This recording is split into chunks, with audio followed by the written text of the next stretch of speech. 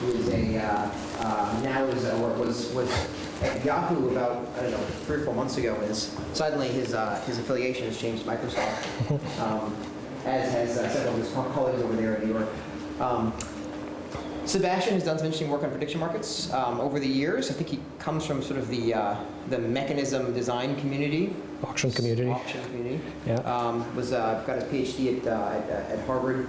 How many years ago? 2000 4.5. 2007. 2007.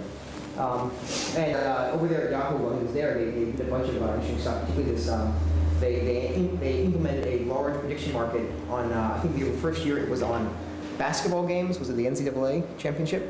And they have some. They were implementing a new version of that. I think this year. We've been hearing a bit about that. So this work, I know this work a little bit. They've done some really interesting stuff on sort of how to find arbitrage opportunities and sort of use that to design a prediction market. But I think we're going to hear about that now. So take it away, Sebastien. Thanks very much, Jake. Okay, yeah, so this is joint work with Miro Dudek and Dave Pennock, who are also now at Microsoft Research, and we're in New York City, the new lab in New York City now.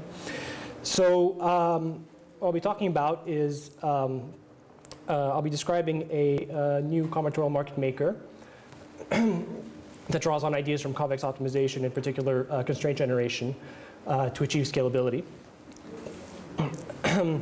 And one of the main applications, one of the motivating applications throughout this talk is going to be designing a combinatorial prediction market for the outcomes of the upcoming U.S. presidential election.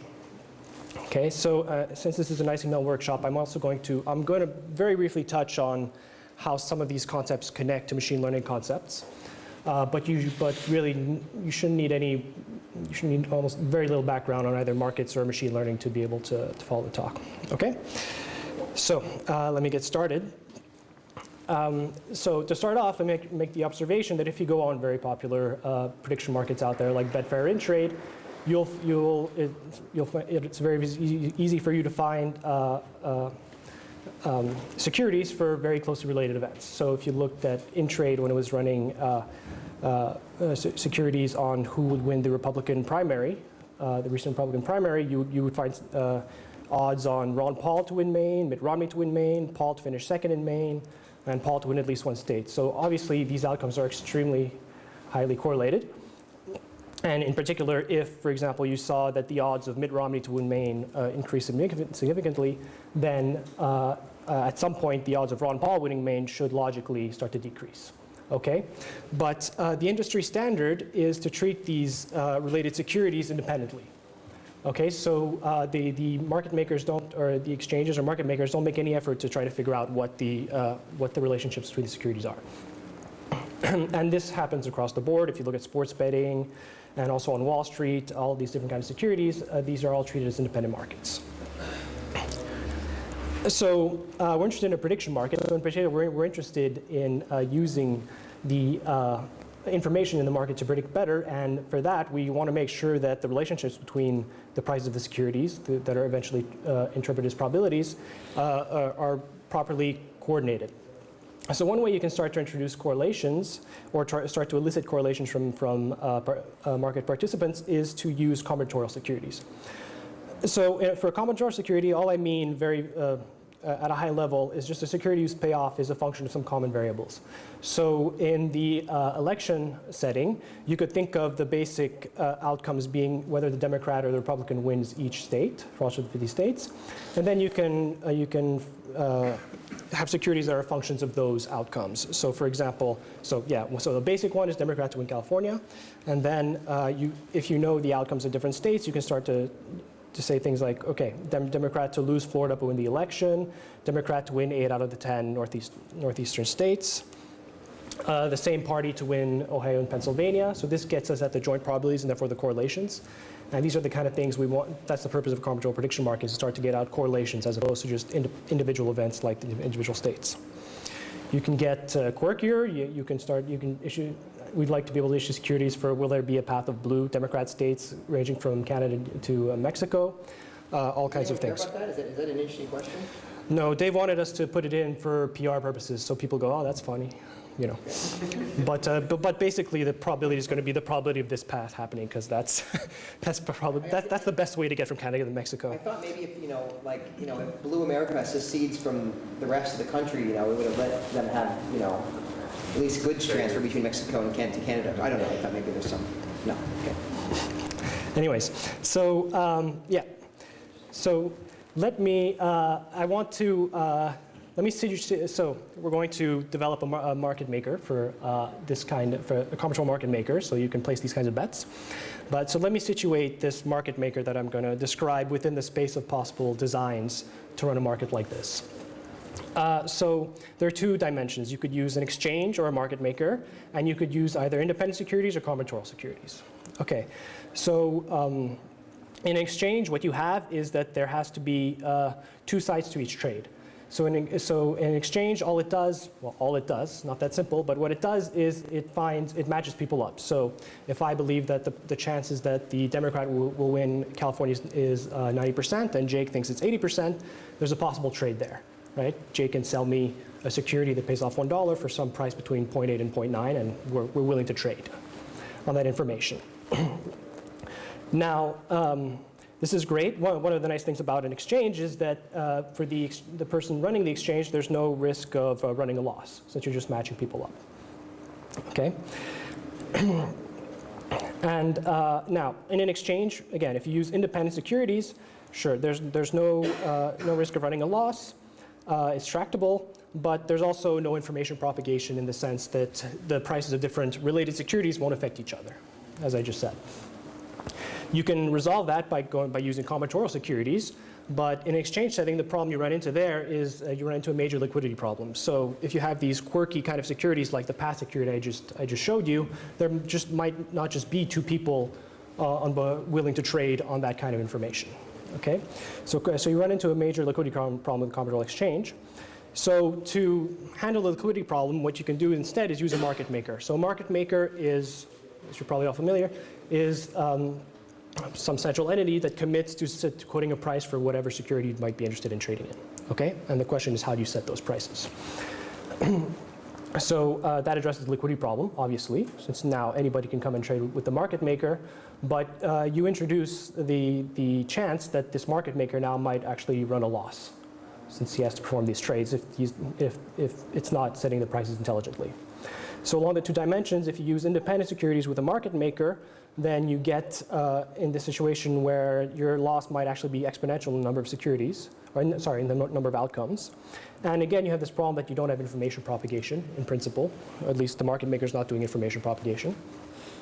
And so what we're going to do is use a market maker and start to go towards combinatorial securities. Now, if you want to go the entire way and have securities for every possible outcome, then great. You can have a market maker that has much better loss, so linear, basically linear loss in the number of outcomes, and you get, in principle, full information propagation. But now, in a combinatorial setting, since the number of securities is so possible outcomes, sorry, so large, actually pricing the securities in a consistent way becomes computationally intractable. Okay, so you're familiar with, a lot of you might be familiar with these results. So it becomes sharply hard to price the securities in such a way that you actually are, your prices reflect an actual probability distribution, and the marginals reflect an actual probability distribution. So our solution is to use a market maker, so you handle the liquidity problem, but use something in between independent markets and a full combinatorial market maker. Okay? So we're going to do some information propagation by introducing constraints or arbitrage. I'll explain that more in detail later.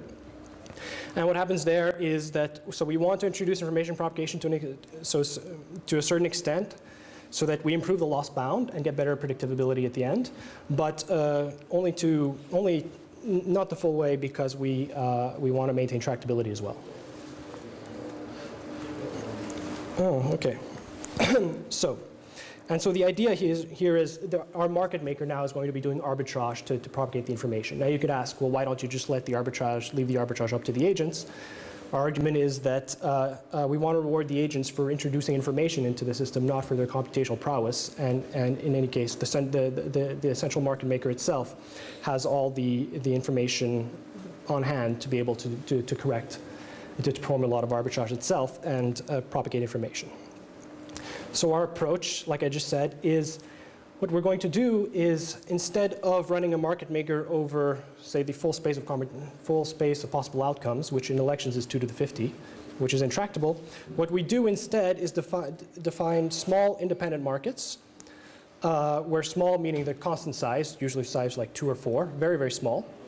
And we're going to run market makers within those. And since they're so tiny, it's very easy to price within those.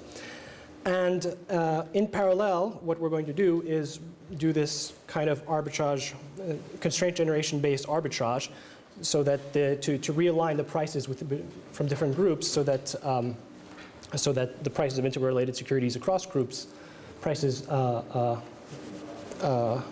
properly coordinated. And so all this is embedded in convex optimization frameworks. The constraint generation and the correction of the prices performing the arbitrage is at its root a convex optimization problem. So the contributions here is that we're separating pricing with information propagation. So if you, the most common operation on prediction market isn't actually a trade. It's just a price query. Okay, so in previous, Dave Pennock, my co-author who has run combinatorial prediction markets in the past, what they've observed is that the number of price queries, there's about 10 price queries for every trade. So we want the pricing to be extremely fast. Okay, and we separated that from information propagation, which is constraint generation, which you can run in parallel. In the paper, I'm not going to go over this here, but in the paper we have the usual theory on how to bound the loss when you're doing constraint generation. So, and what I'm going to report on here is some empirical evaluation of the market maker we implemented over 300,000 predictions from some survey data from the 2008 presidential election. And time permitting, I'll quickly show you what we have in terms of the mock-up for this that we're building right now. All right, so let me get more specific.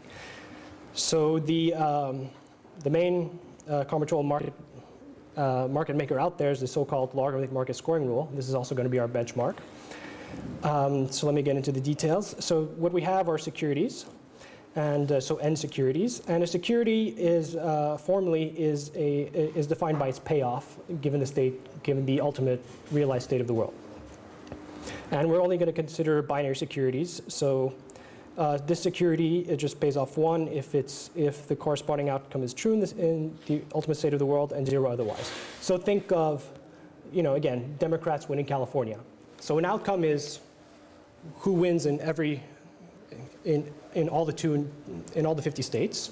So it's the outcome of all the 50 states. And a security only is going to be some function of that. Is going to pay off 1 if in that outcome the Democrat happens to win California. It doesn't care about who wins the other states. So that's the state of the world. The state of the market is defined by the number of shares of each security that have been sold. And the problem of a market maker is to somehow go from this market state, which is the current amount of shares that have been sold, to an actual probability distribution over the possible states of the world. Okay, so different choices of market makers do this mapping from market state to probability distribution in different ways.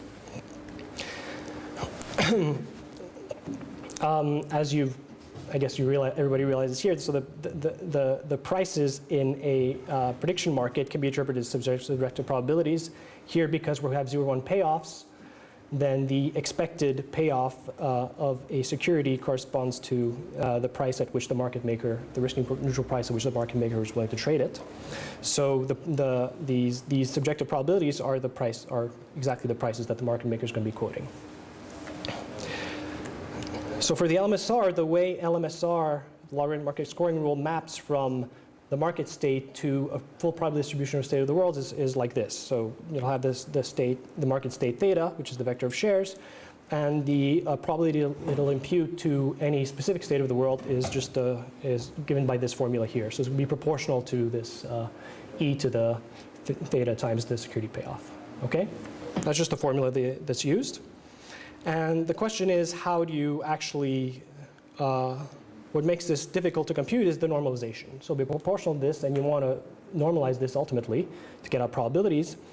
And in the denominator here, you have some summation over, in this case, an exponentially large set of outcomes, exponential number of states in the United States. And even if you try to develop algorithms to, of course you can't sum this up explicitly, but even if you try to develop algorithms to compute this denominator more intelligently, there are hardness results. There are these Sharpie hardness results I mentioned that say that that it's an intractable problem. So, so full LMSR is Sharpie hard. It's intractable. Right. Yeah. Can you actually get a probability for when you have a so you have these shares that have been sold, but the question is, can you actually like lift that to an actual unique probability distribution on the states of the world? But that's it. That's the formula. So it's unique. For the first next door. Yeah. I mean, that's what I'm saying. Given the market state theta, what your market maker wants to do is is go from its market state to a full probability distribution over different states of the world. And there are many different ways you could do that. The LMSR way is to use this formula. The inverse aren't unique, though. Sorry? There are many states that map to the same one. Oh, yeah, there might be that. Yeah, that could be the what do you case. mean by this is the LMSR way to do it? That's the LMSR formula. That's how it prices. Like if you're going to use LMSR to given a certain state of the market, given vector of markets, if you're going to come and say, okay, I want to bet on exactly one outcome, this is how it'll price it.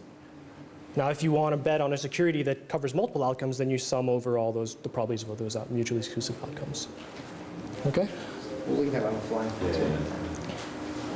And so, yeah, the problem market maker is when someone comes to you and wants to trade on some possibly new security, something that hasn't been traded on before, you need to quote a price. And how do you do it? Given your current state of the market, you use some formula to map from your state to what you think the probability is. And that's the way, okay? But this is intractable for large outcome spaces. So what we're doing is, our approach, as I hinted at before, is that we're going to group, I'll be more concrete about this soon, but we're going to group securities and have small groups of securities, and we're going to do LMSR pricing in each of those groups. And then we're going to do constraint generation and do some arbitrage to then correct the prices in such a way that the prices of securities across groups agree with each other. Okay, so for example, if you had a group with just two securities, so imagine now the security Democrat wins Florida and Republican wins Florida, that can be a group. The probabilities have to sum to 1. And that could be in its own little independent market, and you can run LMSR on that. Just two securities is very simple, okay? And then after that, what we want to do, as I said, we want to detect incoherence. What I mean by incoherence is look at the prices as the marginal probabilities, the security prices as marginal probabilities, and there are certain relationships that have to hold among those prices if they really are true marginals, and they're very complicated relationships. So see if any of those relationships are violated, and if so, you can buy and sell securities as an arbitrager to correct that. So this is difficult in general, and of course, because if we could do this perfectly, then we'd have solved the problem completely, which is intractable. So we only detect a subset of the violations. So I'll be more precise. So what do I say? So say our prices satisfy this relationship. So mu of A is the price of outcome A plus price of outcome B, and you subtract away price of outcome A or B. Okay, now suppose these prices are less than or equal to 0. So if you now interpret them as probabilities, this shouldn't hold, or at least not strictly, right? By the union bound, this should be a greater than or equal to instead of a less than or equal to.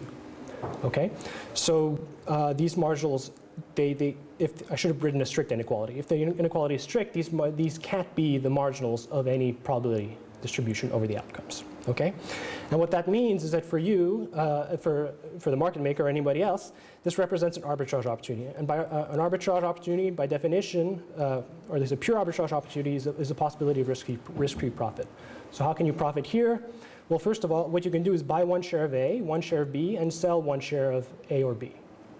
All right? So by the inequality, the cost to you of that is you actually get some money out of that trade. And if you look at all possible outcomes now, if there's one or more, 0 or 1 of A or B that happens, your payoff is just going to be 0. And if both happen, your payoff is going to be 1. So basically, you're going to make non-negative, your net revenue is going to be non-negative no matter what. Okay? If this inequality holds, which, and this inequality is a violation of the laws of probability. And in fact, the coefficients in the inequality give you exactly what bundle you need to trade on to profit from the arbitrage. Okay, so this is why I've been talking about constraint generation and arbitrage at the same time. This is the reason. You find violated constraints, and then you can trade on the violated constraint, which will make it satisfied again, and you will, as a market maker, make money from that. So yeah, that's what I just said. So incoherent prices or probabilities yield arbitrage opportunities. So let me be a little bit, let me give you a detailed example.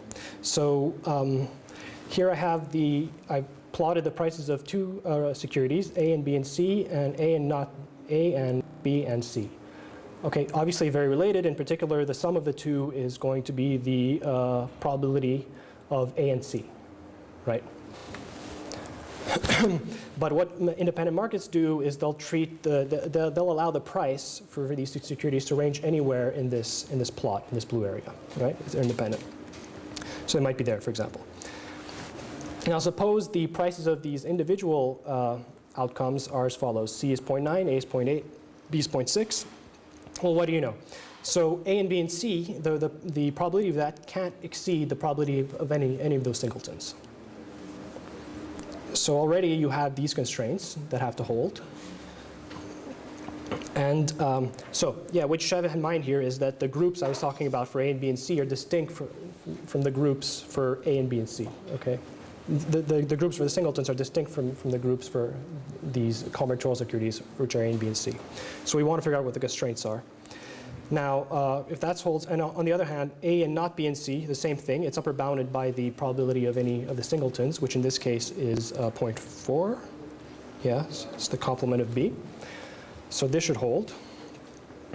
And ultimately, now the price of A and B, and the sum of the two is A and C. So the sum of the price of the sum of the two shouldn't exceed the singleton A, and shouldn't exceed the singleton C. You keep saying exceed like it's a one-dimensional, like it's a one-sided thing, but it should be equal to the price of A. You kind of using either like you're saying inequality constraints, but they're really equality constraints. Okay, the sum of the two should equal the probability of A and C, which is no more than the probability of A, and it's also a separate constraint is now this no more than the probability of C. Okay, and I've just written one of those. Okay, so the constraint that's binding there is that the sum of the two is no more than the probability of A. Okay? Okay. So yeah, when I say or, sometimes I'm talking about ors of singletons or the ors in the. It's kind of, I realize the confusion as I'm saying it. Okay, and those are actually all the given the prices of A. The singletons A, the singleton B, and the singleton C, given those singleton prices, that's actually all the relationships you can get.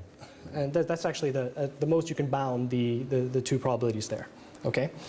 So ideally, you'd like to discover all those constraints, but like I said, in the general case, discovering all of them is difficult. So what we're going to be doing is we're not necessarily discovering all the constraints, so we're still going to be doing approximate pricing. So for example, we might not have discovered the dotted constraint there. Our prices might be somewhere here. And what our market maker is going to be doing is, if someone goes and buys the complement of B, what that does is it's going to push the price of B down to 0.5. The situation then will be something like that, where we're going to notice that the prices have violated one of our constraints. And what we do is we then project those prices back onto this feasible set of marginals, where feasible might not mean actually coherent, because we haven't discovered all possible constraints, but feasible with respect to all the constraints we found. So you say project, exactly what you mean by project? Yeah, there's a, how do I put this? We have a divergence function that quantifies what you're trying to minimize when you do the projection. I'm not going to get into the details too much, but it's basically an approximate form of the LMSR. Okay. Basically, we're using the how should I put this? Yeah, let me leave it at that. Maybe it'll become a little bit clearer in a few slides. Actually, maybe become clearer here in a sense, but not that much.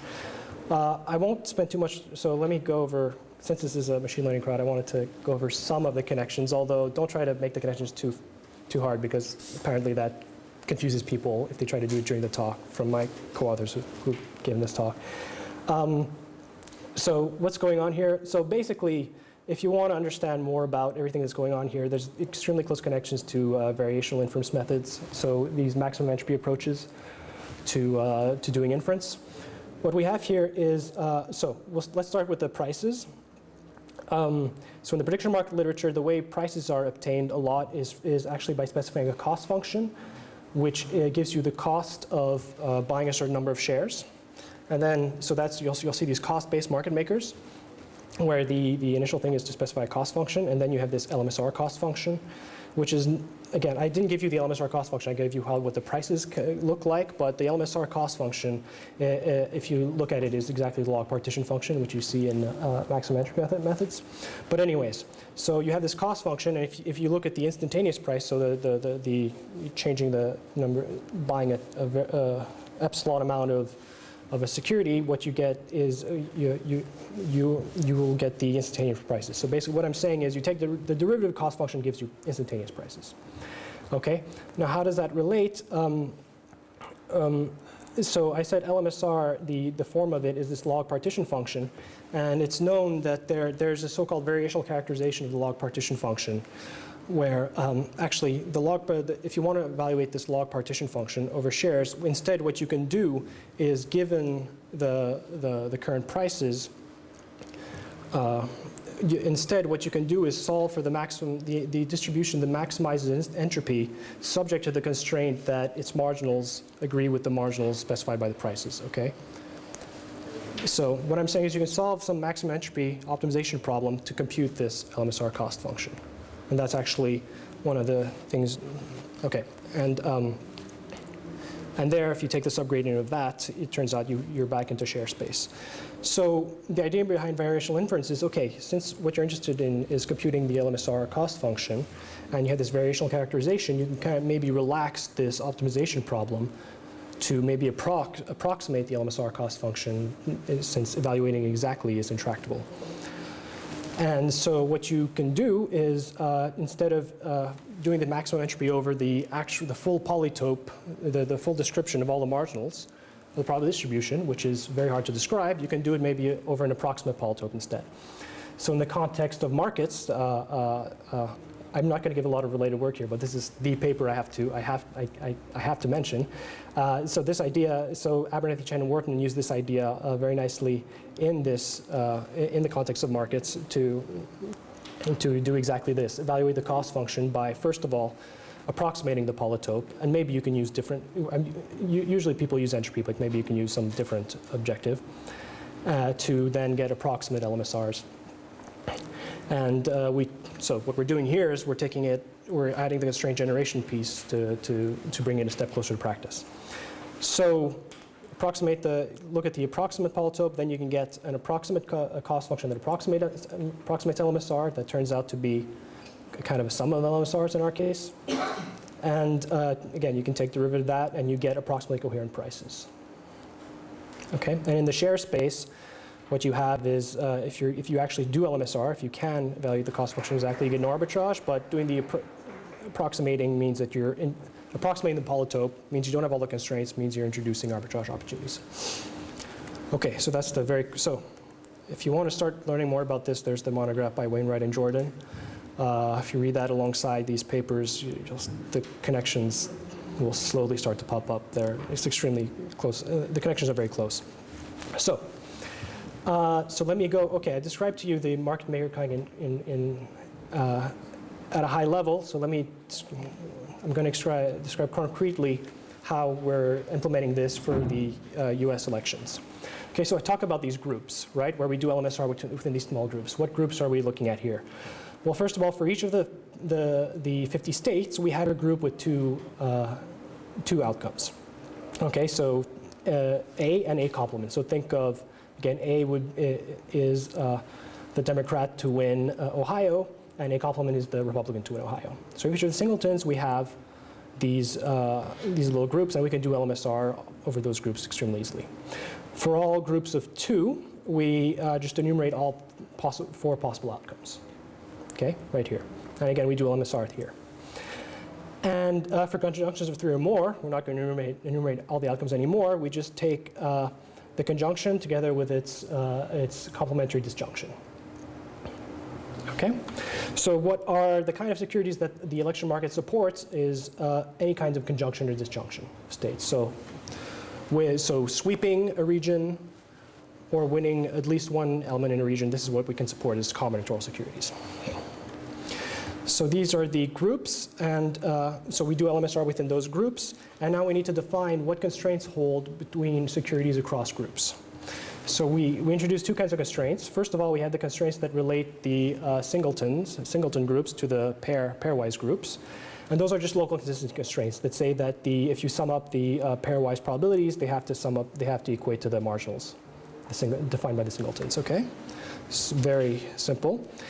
And so that's how you relate the singletons to the pairs, and now to relate the pairs and singletons to higher order conjunctions and disjunctions, we make use of two kinds of constraints. If you want to lower bound it, what you can do is, it turns out that to lower bound the probability of a disjunction, you can just select any clique. Okay, let me say this again. Just take any subset of the literals here, L1 to Lm, the outcomes, okay, and picture that as a clique, okay. So just take the probabilities of the singletons and subtract away the probabilities of all the pairs, okay. And turns out that's a lower bound. These kind of things, you just reason combinatorially about them usually. If you take all the singletons, then sometimes you've double counted outcomes. Turns out that in particular, you've double counted some of the pairs, so you want to subtract those away. But if you subtracted those away, it turns out you're underestimating instead of overestimating. So you can get a lower bound. What does clique and tree mean? Sorry, so what clique, think of, I'm saying we want to relate the singleton marginals and the pairwise marginals to higher order. So think of the singleton marginals as just nodes of a graph and the pairwise marginals as edges between those nodes.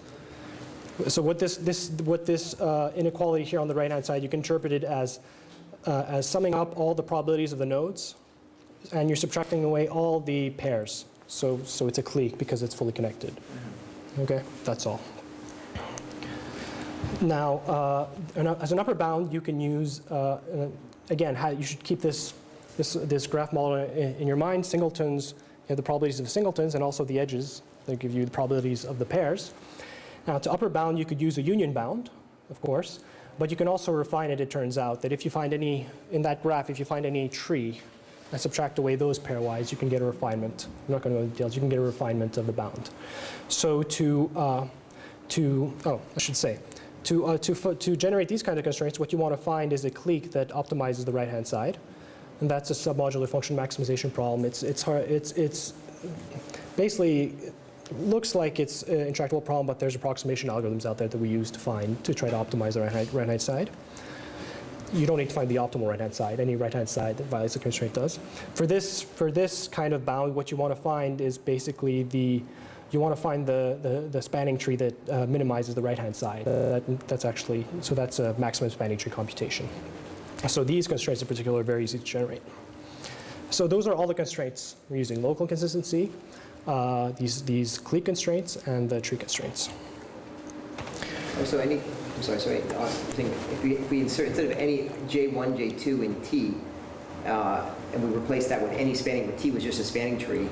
Yeah, sorry, T's a spanning tree. Yeah. That would be like the best the best one or whatever, the best right-hand side constraint. So I want to find the best spanning tree so that you max the sum of the singletons you can't change, but you want to subtract away the best spanning tree. But is it seriously that's not, you can't find the best spanning tree? You can do that here. That's easy. Finding a spanning tree is easy, yeah. Minimum spanning tree, I guess you're right, that is easy. That's easy. But this finding this clique that optimizes this objective looks like a harder problem. So that's like the left-hand side. That's left-hand side harder is what you're saying. No, so sorry. Look, so here, here's the clique constraint. Okay, you want to maximize the right-hand side to generate constraint, ideally. And you could just plug in different cliques too and see if the inequality is violated. That's fine. But you want an algorithm ideally to maximize the right-hand side to generate these things consistently. And in terms of what kind of maximization, whether that's an easy maximization problem from a complexity standpoint is not clear to us. But we have but it's an instance of suboptimal function maximization for which there are approximation algorithms.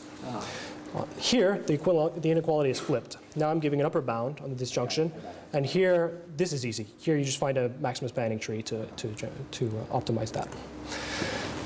Okay, so how much time do I have? Well, we're actually over time, but let's say you have... Sorry? So we start about 10 minutes late. Yeah, let's say you have no more than 5 minutes. Okay. All right, yeah, that'll be fine. Okay, so how do we test this? So we implemented this, and so what data do we feed it? There's this nice survey done by some political scientists at Princeton. What they did was they recruited a bunch of judges, and this was before the 2008 presidential election in the US, and they just asked them for their probability estimates for different kinds of outcomes, for 3 kinds of outcomes: singletons, so who's going to win a certain state, but also pairs, so what's the chance that the Democrat wins both these states at the same time, and also triples, so conjunctions of 3. So they asked them for all their estimates, and so what we do is we have this. The full data set has 300,000 on the order of 300,000 estimates. What we do is we treat each record as an individual agent. We give each agent the same kind of budget. Okay, and we feed it into the prediction market and make the agent myopically buy the security that has to do with that record. So if it's a security for so if it's an estimate of Republican winning California, the agent is going to buy or sell that security up to the point where the price matches its probability or it exhausts its budget. Okay, so the budget controls how much an agent can move the price towards its estimate. We have the full data set has all 50 states, of course, and 300,000 trades or agents out of this. And from this, we extracted a smaller data set, which is 10 states and 30,000 trades. And the reason we did that is so that we can at least benchmark that with our algorithm with the LMSR, where there we can actually enumerate all 2 to the 10 possible outcomes. Okay, but with all 50 states, you can't use LMSR, and our benchmark is just independent markets. So on the small data set,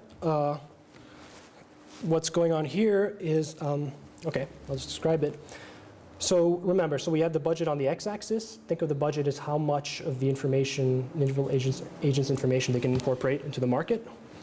And on the y-axis, what I have is the log likelihood of the ultimate outcome, according to the market. And this is averaged over several, I think 5 permutations of the agents. So now, so what do we see here? So the first thing is, basically what you care about is, suppose you can set the budget suppose you're smart and you set the budget optimally. What you really want to look at is maybe the peaks of these to see what's the best performance of any of these. But what you see is that independent markets don't do well compared to the others. The LMSR is the triangle, the purple triangles. As expected, this is supposed to be state of the art, and it does well. And the other lines give you the performance of our market maker with different choices of constraints. So if you use just local constraints, so just relate the singletons to the pairs only, you see that you start to outperform independent markets. And as you add more constraints, your performance gets better and better. So adding clique alone or tree alone improves the performance, increases the log likelihood. But it's really the combination of the two that gives you the green line, that gives you the boost that allows you to get to the level of the LMSR. Okay? So from this, I'd say we're competitive with LMSR. Of course, LMSR doesn't scale. So we're going to go, question? So you're measuring the log likelihood of the true outcome when it's known, after it's known, or? Yeah, so this is from 2008. So they asked people before the election what their estimates are, but now we know what happened. So actually, so when I say log likelihood, it's not just the one outcome. We're looking, what did we do? We looked at the average log likelihood over all the we looked at all the securities that people actually bet on. So those are the events of interest, and looked at the average log likelihood of all those. So not just how well did the market do predicting the entire outcome. That's not what we do. We look at it predicting, like, the outcome of all 50 states and all the other combinations that people are interested in, okay, and average that. For the large data set, we don't have LMSR as a benchmark anymore. It couldn't scale. It doesn't go beyond like 18. So what we have here is that you can see the same trends. For independent market maker is a purple. Actually, if we start off with just local constraints, we don't do as well as that. And even with tree constraints, we don't do as well. But once we have tree and clique together, that's where we get the boost, where we can we actually do better than our benchmark. So I'm going to go really fast over this because I'm out of time. But so we're implementing this. The back end is basically done, and we have someone working on the front end right now. This is the website. If you want to go, you'll see what the progress made on the front end by our coder at this point. But eventually, you'll be able to trade. It's going to look something like this. You'll be able to choose a certain state. You'll make a prediction, for example, on what party will win the presidential election. You can put that in, and then you can start to combine things like okay, that's just a prediction on a certain state. You can actually, and then you can start to do combinations and put in, say, okay, and we're going to say what party is going to win the presidential election. Just say that the Republicans are going to win Ohio, and what the market's going to do is get you back a likelihood or probability estimate, the pricing, and it'll then allow you to invest a certain amount of money and tell you what the return is. So to wrap up, the main conclusion here is what we've done is used independent markets for fast pricing, and what we're doing is we're using constraint generation to correct then discrepancies between markets, okay, using a convex optimization approach, which is drawn from the Abernethy Chen Workman paper. Future work, there's a lot of things we can do here. So we can only support conjunction securities and disjunctions. So if we want to do things like thresholds, like the outcome of the actual presidential election is a threshold security, because it depends on whether some candidate wins a weighted combination of the states where the weights are the electoral college votes. Or these past securities, we can't support those yet, but we have ideas on how to do that.